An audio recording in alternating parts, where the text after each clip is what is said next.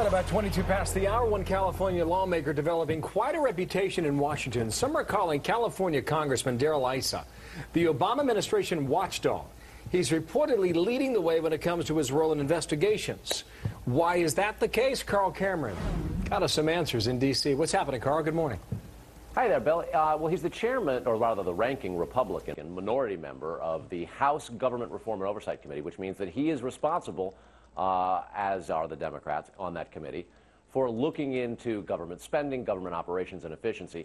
It's also interesting, Darrell Issa is one of the few guys in Congress, men or women, in this anti-establishment, anti-incumbent year who faced no primary challenger in California and will face no Democratic opposition for re-election. Darrell Issa is getting essentially a free pass to a 6th term in this upcoming year, and in his perch as on the Reform Committee and Oversight Committee and as a partisan Republican, he has been going after the administration very hard. This morning on Fox and Friends, he was quizzed about his nickname. Listen to this. You know how if somebody asks you a question you don't have an answer, sometimes you get annoyed? That seems to be how I got the title of Annoyer-in-Chief, is there's no answers to the questions, at least not from Robert Gibbs. Those questions include those from a report issued a week ago in which there has been some serious criticism of the administration's response to the BP spill, saying that they had exaggerated some of the assets in the early response. And it's well to note that Mr. Issa won an award earlier this year from the good government group POGO for having gotten the Fed to cough up documents that showed that AIG was actually using its federal bailout money to pay corporate bonuses.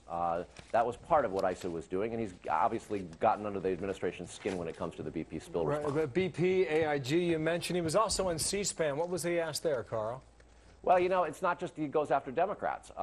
He goes after Republicans. And Issa made some sort of bipartisan news when he went after the chairman of his own party recently, Michael Steele, who had suggested that the Afghan war was a war of Obama's choosing, something that outraged Republicans and Democrats alike. Here's Issa's response to it. Michael Steele is supposed to reflect a consensus of Republican platform and policies. If he does that, he certainly could remain. If he's not willing to do that, if he wants to be a political leader on his own, there's plenty of seats open in November. I'd suggest he run for one of them. And I feel very strongly that he is not my leader. He does not make policy for me.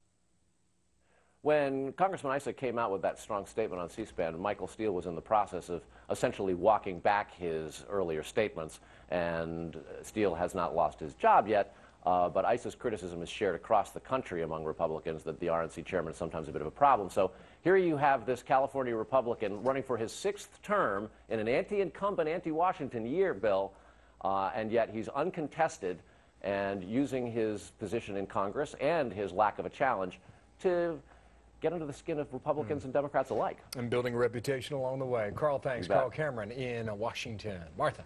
Well, remember the summer of 2000.